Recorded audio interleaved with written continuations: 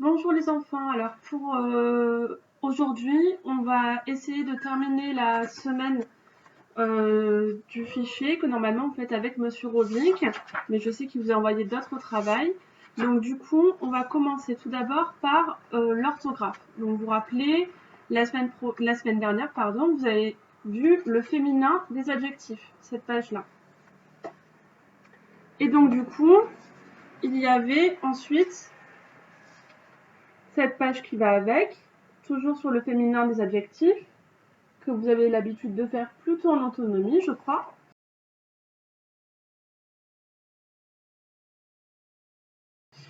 Donc on va d'abord voir les mots à mémoriser. Ce sont les 8 mots qu'il y a en haut.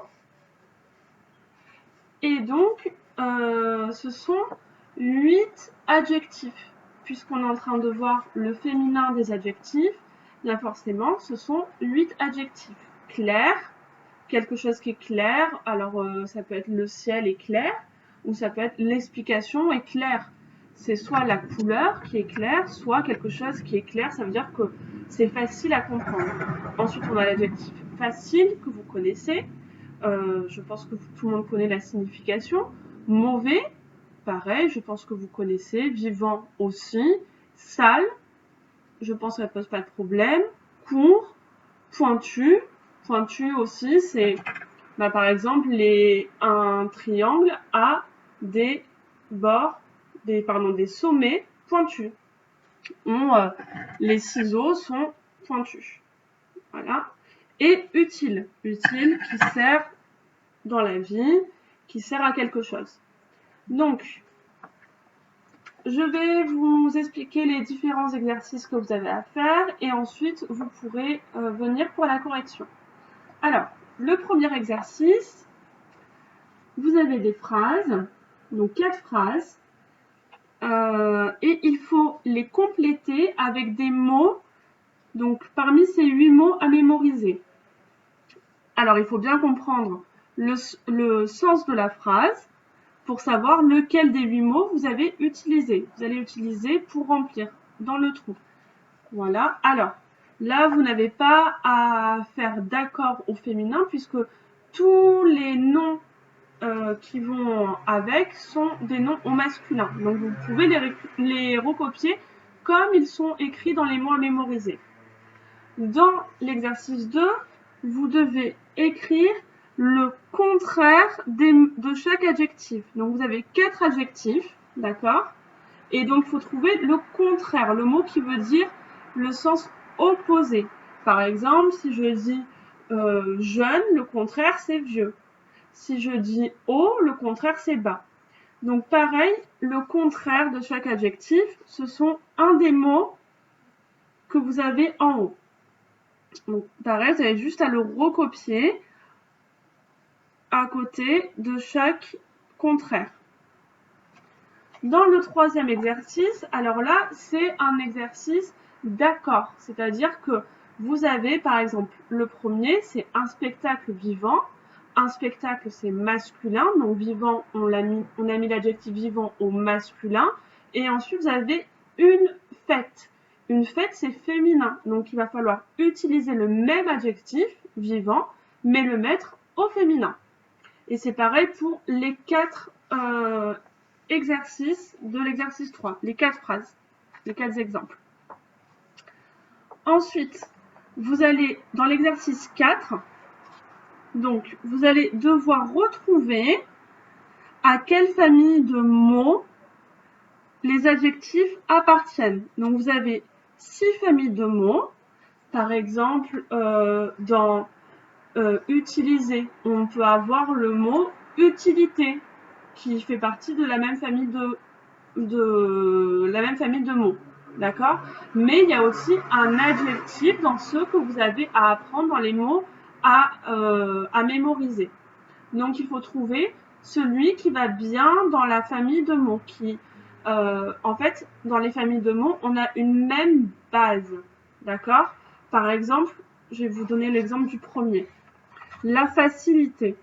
Eh bien, l'adjectif qui est dans la même famille de mots que la facilité, c'est l'adjectif facile.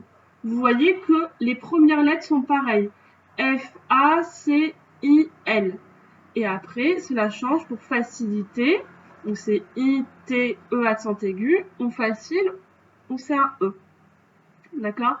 Donc dans les familles de mots, il y a toujours une base commune. C'est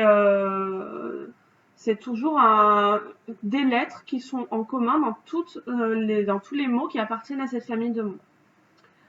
Ensuite, vous devez réécrire chaque groupe nominal avec l'adjectif écrit comme il convient. Donc vous devez choisir, là vous avez l'adjectif facile par exemple, et ensuite vous avez deux groupes nominaux où il va falloir mettre l'adjectif facile et il va falloir l'accorder, donc le mettre soit au féminin, soit au masculin en fonction des groupes nominaux que vous avez ici. Par exemple, là, c'est un groupe nominal qui est féminin, donc il va falloir écrire l'adjectif au féminin.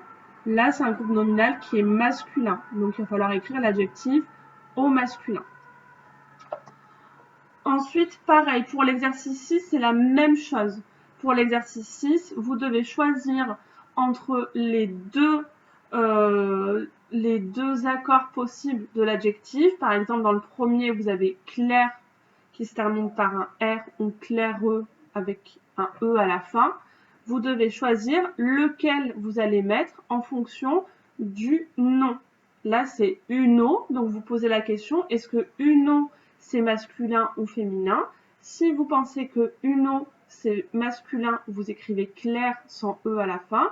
Si vous pensez que c'est féminin, vous écrivez clair avec un E à la fin. Et ensuite, dans le dernier exercice, le 7, vous devez recopier les 3 adjectifs à mémoriser, donc toujours dans cette liste de 8, qui ont une dernière lettre, une consonne finale que l'on n'entend pas. Et vous devez réécrire ensuite ce même adjectif, mais au féminin. En fait, pourquoi on vous demande ça? Parce que en mettant les adjectifs au féminin, ça nous permet souvent de savoir comment s'écrivent les mots au masculin. Je vous donne un exemple. Par exemple, vous avez l'adjectif long, quelque chose de long. Eh bien, on a une lettre finale que l'on n'entend pas, une consonne finale que l'on n'entend pas. Mais on sait que l'adjectif long au féminin, c'est longue. Et là, on entend longue. Et on entend qu'il y a un G à la fin. Donc, on sait que l'adjectif au masculin, il va se finir par un G que l'on n'entend pas, mais qui existe. Et là, ça va être pareil pour 3 des mots à mémoriser, 3 adjectifs à mémoriser qui se finissent par une consonne que l'on n'entend pas au masculin, mais que l'on entend quand on met l'adjectif au féminin. Donc ça peut vous aider aussi quand vous écrivez un adjectif au masculin que vous ne savez pas s'il y a une lettre muette, une consonne muette à la fin du mot, mettre l'adjectif au féminin dans votre tête. Long, au féminin ça fait longue. Ah, alors il y a un G qu'on n'entend pas dans long. Et comme ça vous permet de faire moins de fautes d'orthographe dans les adjectifs au masculin. Je vous laisse faire toute la page et ensuite vous revenez ici pour la correction. Bon courage!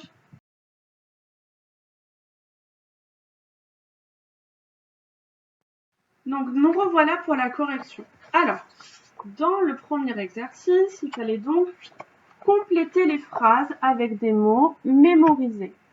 Pour la première phrase, il fallait marquer « Aujourd'hui, le ciel est clair ». Ça veut dire qu'il n'y a pas de nuages, qu'on voit bien le ciel bleu quand le ciel est clair. Ensuite, la deuxième phrase, c'était « Ce café est fortement mauvais ». Est franchement mauvais. Alors, franchement, ça veut dire qu'on dit la vérité. Franchement, si je mens pas, il est très mauvais. Donc, un café, eh bien, c'est comme tous les aliments ou tout ce qui peut se boire, ça peut être bon ou mauvais au goût. Donc là, c'était mauvais. La troisième phrase, c'était le dernier exercice était vraiment facile. Ça, je pense que vous avez trouvé facilement. Et enfin, la dernière, il reste un seul poisson vivant dans l'aquarium. Bien oui, parfois on peut acheter des poissons et ils peuvent ne pas vivre très longtemps. Donc là, il n'en a plus qu'un seul qui est vivant dans l'aquarium. Dans le deuxième exercice, il fallait trouver les contraires des mots qui étaient proposés, toujours avec ces adjectifs-là. Donc le contraire de inutile, c'est utile. D'ailleurs, vous voyez que c'est dans la même famille, parce qu'on a juste rajouté IN devant pour faire le contraire. Quand on rajoute des lettres devant, ça s'appelle un préfixe. On le verra sûrement au cours de l'année et vous le verrez les années prochaines. Donc le contraire de inutile, c'est utile. Ensuite, pour propre, le contraire, c'est bien évidemment sale. Pour long, le contraire, c'est court. Et enfin, pour arrondi, le contraire, c'était pointu. Vous vous rappelez quand on a parlé des solides, par exemple, ou quand on a parlé des figures planes, eh bien, il peut avoir des côtés arrondis, ou non, on avait vu les faces planes. Mais on peut avoir, si je reprends mon ciseau, un bord qui est arrondi, et au bout, c'est pointu. C'est l'inverse. Ensuite, dans le troisième exercice, il fallait réécrire chaque adjectif avec le nom proposé. Donc, dans le premier, il fallait utiliser l'adjectif vivant avec une fête. Une fête, c'est féminin. Une, c'est féminin. Fête, c'est un nom commun féminin. Donc, c'était vivante avec un E. On rajoute le E à la fin quand c'est un adjectif au féminin. Dans le deuxième, c'était un tissu clair. Et bien là, ça va être une couleur claire. Pareil, on rajoute le E à la fin pour passer au féminin l'adjectif. Le troisième, c'était un pantalon sale. Eh bien, c'était une chemise sale. Mais là, attention, l'adjectif au masculin se termine déjà par un E. Donc, il n'est pas nécessaire d'en rajouter un autre quand on met au féminin. Là, l'adjectif sale s'écrit pareil au masculin et au féminin parce que l'adjectif se termine par un E au masculin. C'est la règle qu'on a vue. Et enfin, un mauvais film et une mauvaise pièce de théâtre par exemple. Donc, c'était mauvaise avec un E à la fin. Ensuite, dans l'exercice 5, il fallait trouver les mots de la même famille. Donc, dans la facilité, c'est facile, comme je vous l'ai montré en exemple. Vous voyez qu'on a F-A-C-I-L qui est aussi dans facilité. Ce sont des lettres en commun. Ensuite, dans utiliser, eh bien, c'est utile, l'adjectif de la même famille. Là, on a les lettres U, T, I, L qui sont en commun dans les deux. Ensuite, on a vivre. Eh bien, le mot qui était de la même famille, c'est le mot vivant. Et on a les lettres V, I, V. Vous voyez, les deux mots commencent par V, I, V. Donc, ça nous permet de voir que ce sont des mots de la même famille. Mais attention, les lettres en commun, ne sont pas toujours au début du mot. On peut voir par exemple dans raccourci. Eh bien, dans raccourcir, l'adjectif qui allait avec, c'était court. Et les lettres qui ont en commun, c'est C-O-U-R. Alors, dans court, c'est bien au début du mot. Mais le raccourci, c'est au milieu. Vous voyez, elles sont là, les lettres en commun. Donc, les lettres en commun, elles ne sont pas toujours au début du mot. Ensuite, on avait une pointe. Eh bien, une pointe, elle est pointue. L'adjectif, c'est pointu, le mot qui appartient à la même famille. Et enfin, le dernier, salissant, on a sale. Ça commence par S-A-L. On retrouve S-A-L aussi dans salissant. Voilà pour les mots de la même famille. Enfin, alors pas enfin, mais dans l'exercice 5, donc il fallait écrire les adjectifs au masculin ou au féminin selon le groupe nominal. Donc le premier, c'était l'adjectif facile. Là, il était toujours écrit au masculin, hein, l'adjectif. Donc, facile au masculin. Regardez, ça se termine par un E. Donc, qu'est-ce que vous savez si l'adjectif se termine par un E? Eh bien, c'est qu'il va s'écrire de la même façon au féminin et au masculin. Donc, une dictée facile, ça se termine par un E. Et un caractère facile, ça se termine aussi par un E. Ça s'écrit de la même façon. Alors, une dictée, c'est féminin. Et un caractère, c'est masculin. Pour pointu, vous aviez un clou. Un clou, c'est masculin. Donc, il fallait réécrire pointu comme c'était écrit au début. Mais par contre, pour une mine, par exemple une mine de crayon, qui est pointue, eh bien là, attention, il faut rajouter le E. On ne l'entend pas, mais il faut le rajouter. Parce que une mine, c'est féminin. Donc l'adjectif, on l'écrit au féminin. Pour court, vous avez une jupe.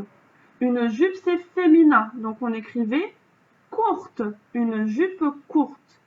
Et vous aviez un texte. Un texte, c'est masculin. Donc un texte court.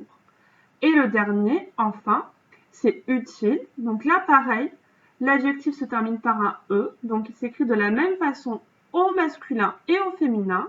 Donc que ça soit une chose qui est féminin ou un objet qui est masculin, on écrit utile de la même manière. Dans l'exercice 6, il fallait choisir l'adjectif, donc si on le mettait au masculin ou au féminin en fait. Donc, une eau, c'est un groupe nominal féminin. Une, c'est féminin. Eau, c'est féminin. Donc, on choisissait clair avec un E à la fin. Une eau claire, ça veut dire qu'elle est transparente, qu'on voit tout. Qu'on veut voir aussi. Par exemple, la mer à Marseille, on ne peut pas dire qu'on ait une eau très claire. Hein? Mais l'eau qui sort de notre robinet, elle est claire. Elle a bien été, on a bien enlevé toutes les petites impuretés, toutes les petites saletés. Ensuite, on avait un renseignement. Donc, un renseignement, c'est masculin. Donc, il fallait choisir mauvais sans ajouter le E, qui se terminait par un S. Un mauvais renseignement, par exemple, c'est quand on dit une fausse information. Si je vous dis ah bah la classe de CE2A elle est au premier étage, j'ai donné un mauvais renseignement parce que c'est faux. La classe de CE2A elle est au deuxième étage. Et enfin on avait une flèche. Donc une flèche c'est féminin, d'accord? Donc c'était pointu avec un E à la fin. Pointu on l'écrit au féminin. Enfin le dernier exercice c'était les 3 adjectifs qui ont une consonne finale que l'on ne prononce pas. Donc, je pense que vous les avez trouvés. Ces 3 adjectifs, c'était mauvais, parce que ça se termine par un S, mais on ne dit pas mauvaise, on dit mauvais, on ne le prononce pas. C'était vivant, parce que vivant, ça se termine par un T, mais on ne le prononce pas. Et enfin, court, parce que ça se termine aussi par un T, mais on ne le prononce pas. Par contre, quand on met ces adjectifs au féminin, eh bien cela donne mauvaise, mauvaise. Oh, on entend le S là. Donc on sait qu'au masculin, il y est. C'était vivante, eh bien vivante, vivante, on entend le T. Donc on se rappelle qu'au masculin, il faut le mettre, même si on n'entend pas. Et enfin, c'était courte. Et là, pareil, courte, on entend le T. Donc même si on n'entend pas en masculin, on sait qu'il faut le mettre. Donc en fait, de connaître le féminin des adjectifs, ça va vous permettre pour certains adjectifs de repérer la consonne muette qu'on met à la fin du mot. Vous pouvez essayer de voir s'il y a d'autres exemples dans la page 46. Dans la page 46, peut-être qu'il y avait aussi des adjectifs où on n'entendait pas la lettre finale. Par exemple, sourd. Sourd, on n'entend pas le D à la fin. Et sourde, là on entend le D. Donc, on se rappelle qu'au masculin, l'adjectif finit par un D, même si on ne l'entend pas. C'est fini pour l'orthographe. d'aujourd'hui et on se retrouve après pour une leçon de grammaire.